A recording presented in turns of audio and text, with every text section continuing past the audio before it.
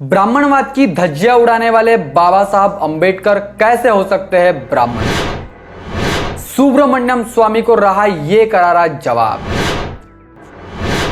जी हां साथियों, मैं हूं हितेश और आप देख रहे हैं द थिंक। द प्रिंट के एक आर्टिकल को रीट्वीट करते हुए सुब्रमण्यम स्वामी ने कहा कि डॉक्टर बाबा साहब अंबेडकर जो थे वो ब्राह्मण थे। डॉक्टर बाबा साहब अंबेडकर जो कि भारतीय संविधान के रचयिता है, जिन्होंने भारत का संविधान लिखा, जिनके एजुकेशन से लेकर के जिनके महापरिनिर्वाण तक के डॉक्टर बाबा साहब अंबेडकर को पूरे जीवन में ब्राह्मणवाद ने दी तकलीफें, जिनको कदम कदम पर ब्राह्मणवाद की मुश्किलों से बाबा साहब को लड़ना पड़ा।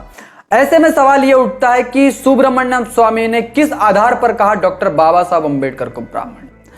जिस ब्राह्मणवाद से लड़ते लड़ते बाबा साहब ने अपनी पत्नी रमाई और पेट के 4 बच्चे खो दिए। साथियों, इस बात से आप अंदाजा लगा सकते हैं कि जिस इंसान को पूरी जीवन भर पूरी लाइफ में ब्राह्मणवाद अगर तकलीफ दे सकता है, उससे लड़ाई लड़ने में बाबा साहब ने कोई कसर नहीं छोड़ी, तो वो इंसान ब्राह्मण कैसे हो सकते हैं? सुब्रमण्यम स्वामी ने द प्रिंट के एक आर्टिकल को रीट्वीट करते हुए यह कहा कि डॉक्टर बाबा साहब अंबेडकर जो थे वो ब्राह्मण थे।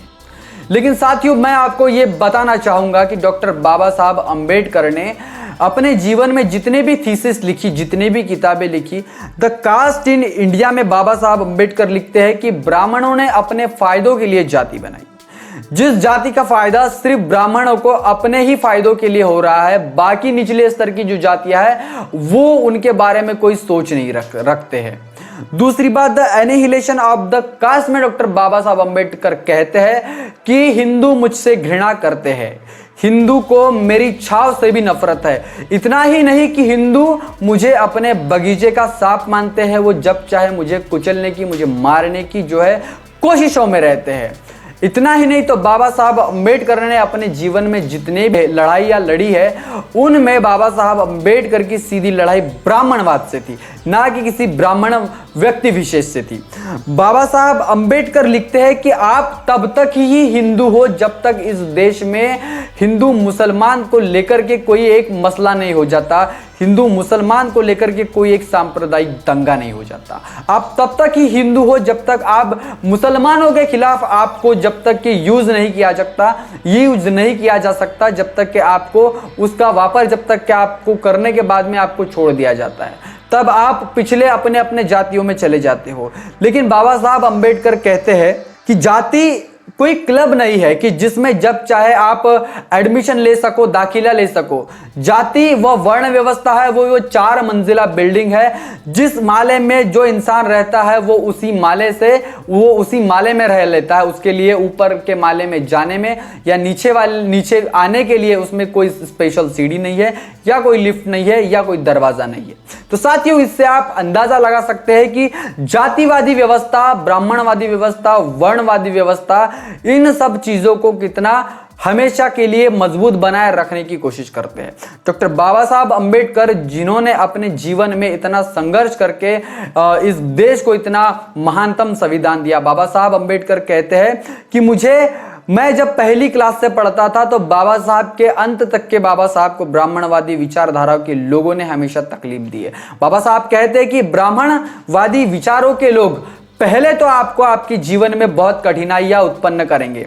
उसके बाद में अगर आप अच्छा एजुकेशन ले रहे हो, अच्छी पढ़ाई कर रहे हो, तो उस पढ़ाई को रोकने के लिए उसमें अड़ंगा लाएंगे।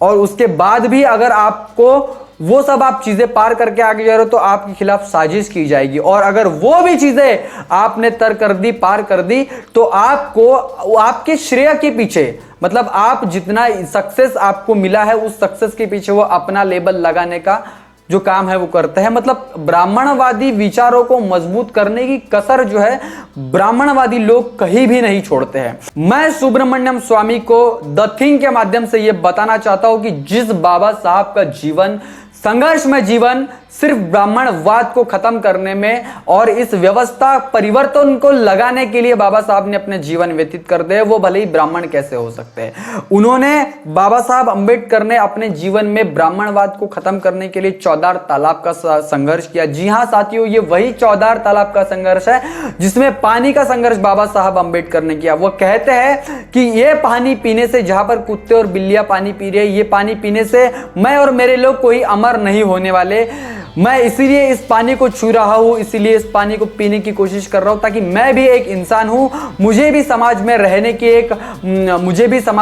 के लिए एक दर्जा चाहिए, एक स्टेटस चाहिए। इस बात का प्रूफ करने के लिए, इस बात को दिखाने के लिए बाबा साहब अंबेडकर ने चौदार तालाब का सत्याग्रह किया था। इतना ही नहीं तो डॉक्टर बाबा साहब अंबेडकर ने कालाराम मंदिर के नासिक का भी एक सत्याग्रह किया था, जिसमें कालाराम मंदिर में जाने का, प्रवेश करने का जो संघर्ष था वो अपने उस टाइम के जो दलित भाई थे उनके साथ में बाबा साहब अंबेडकर ने संघर्ष किया था। उनमें बाबा साहब ये कहते हैं कि इस भगवान को छूने से हमारी कोई आस्था जागृत नहीं होने वाली, लेकिन अगर आप हमें हिंदू मानते हो तो हिंदुओं के मंदिरों में भी हमें प्रवेश देने के लिए हम जो ये संघर्ष है वो कर रहे हैं। अगर आप हमें हिंदू मानते हो तो तमाम सारी चीजें हैं, तमाम सारे ऐसे एविडेंस है, सबूत है जो कि बाबा साहब ने ब्राह्मणवाद के खिलाफ लड़ाई लड़ने के लिए जो है काम किया हुआ है। बाबा साहब ने ऐसी बहुत सी किताबें लिखी हुई है जिनमें बाबा साहब ने स्वयं कहा है कि ब्राह्मणवादी सोच जो है कभी भी किसी को आगे बढ़ता हुआ नहीं दिख सकती, वे सिर्फ अपने जाति और अपने समाज के लोगों का ही फायदा करना चाहती है। तो मैं सुब्रमण्यम स्वामी को ये एक बार ये और आगाज करना चाहता हूं कि जिस डॉक्टर बाबा साहब अंबेडकर ने पूरी लड़ाई ब्राह्मणवाद के खिलाफ लड़ी, उनको संविधान लिखने का मौका मिला तो ब्राह्मणवाद को उन्होंने आर्टिकल 14 जो कि समानता का अधिकार देता है, आर्टिकल 15 जो कि जाति, धर्म, लिंग, इन किसी भी बात पर भेदभाव को खत्म करने का अधिकार देता है, आर्टिकल 17 जो कि अस्पृश्यता का उन्मूलन करने का अधिकार देता है, और आर्टिकल 21 जो कि इंसान को अपने व्यक्तिगत जीवन जीने के लिए, अपने जो है विचार आचारों से जीवन व्यतीत करने के लिए उनको जो अधिकार देता है, और आर्टिकल 25 जो कि इंसान को धार्मिक स्वतंत्रता का अधिकार देता है। तो ये सारे जो आर्टिकल बाबा साहब ने लिखे हैं, ये ब्राह्मणवाद को काउंटर करने के लिए, खत्म करने के लिए और इंसान को इंसानी जीवन व्यवस्थित और व्यतीत करने के लिए बाबा साहब ने ये जो आर्टिकल है, बहुत महत्वपूर्ण आर्टिकल है, यहाँ पर लिख के दिए हैं। और फिर भी अगर आप सुब्रमण्यम स्वामी, आपको अगर लगता है कि बाबा साहब ब्राह्मण थे तो आप इस बात को साबित करके दिखाइए। जी हां, हमारे पास में तो ऐसे बहुत सा एविडेंस है और हम इस बात को पुरजोर तरीके से आप तक पहुंचाना चाहते हैं। इतना ही नहीं तो मैं अपने पूरे बहुजन समाज के साथियों से अपील करना चाहूंगा कि आपको क्या लगता है कि डॉक्टर बाबा साहब अंबेडकर जिन्होंने अपना जीवन जो है बहुजनों के उद्धार के लिए, पूरे देश के उद्धार के लिए लगा दिया, उनको अगर आप ब्राह्मण करके अगर टैग लगा रहे तो ये कहां तक के सही है। साथियों, इस बात का आप लोगों ने पुरजोर विरोध करना चाहिए और सुब्रमण्यम स्वामी ने इस बात को लेकर के पूरे देशवासियों से, पूरे बहुजनों से माफी मांगना चाहिए। इस बात को लेकर के आपकी क्या राय है, आपकी क्या प्रतिक्रिया है, कमेंट बॉक्स में इस बात को जरूर लिखें, आपकी अपनी प्रतिक्रिया जरूर दे। तब तक के लिए बने रहे द थिंक पर। जय भीम, जय भारत, धन्यवाद। बहुजन विचारधारा को घर घर तक पहुंचाने के लिए हमारे YouTube चैनल को सब्सक्राइब करें, लाइक करें, कमेंट करें, शेयर करें और बेल आइकन की घंटी दबाना ना भूलें।